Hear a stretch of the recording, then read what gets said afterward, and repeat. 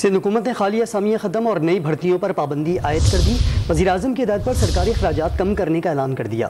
काबीना अरकान से 50% गाड़ियाँ वापस ले ली जाएंगी। सरकारी तकरीबात में लंच और डिनर नहीं होगा, सिर्फ चाय और बिस्किट पेश किए जाएंगे। तफसीलात जानेंगे डॉन न्यूज़ के नुमाइंदे खावर हुसैन से। जी खावर, बताइएगा, आर्जी भर्तियों पर पाबंदी आयद कर दी गई है, पाबंदियों में मज़ीद क्या कहा गया है?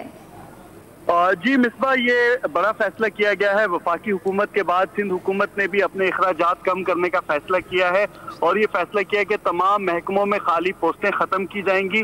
VIPs के लिए सिक्योरिटी के अखराजात में कमी लाई जाएगी। अगर किसी भी महकमे को इजाफी अखराजात की ज़रूरत होगी तो वो वज़ीर आला से राब्ता करेगा। नई मुलाजमतें देने पर भी पाबंदी आयद की गई है। आर्जी मुलाजमीन की भर्ती पर भी पाबंदी आयद की गई है।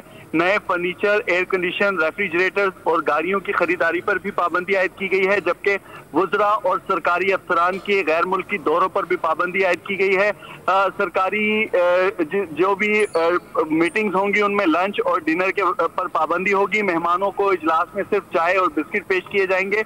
नए जो यूटिलिटी बिल्स हैं उनमें 10% कमी की जाएगी। पेट्रोल में 40% कमी की जाएगी और सुबह भर में सरकारी अफसरों के दौरे करने के बजाय उन्हें ऑनलाइन या जूम के जरिए इजलास में शिरकत के लिए कहा जाएगा और आर्जी मुलाजमीन की तादाद में भी कमी लाई जाएगी। सिंध हुकूमत ने तमाम महकमों के अखराजात कम करने की पॉलिसी का जो है वो जारी कर दी है और इस हवाले से वज़ीर आला की मंजूरी के बाद महकमा खजाना ने 2 सफात पर मुश्तमिल पॉलिसी गाइडलाइन तमाम सरकारी महकमों को अरसाल कर दी है और कहा गया है कि ये फौरी तौर पर इस पर जो है वो अमल दरामद करवाएं। तमाम सरकारी मुलाजमीन और अफसरान भी जो है वो इस पर अमल दरामद शुरू करें।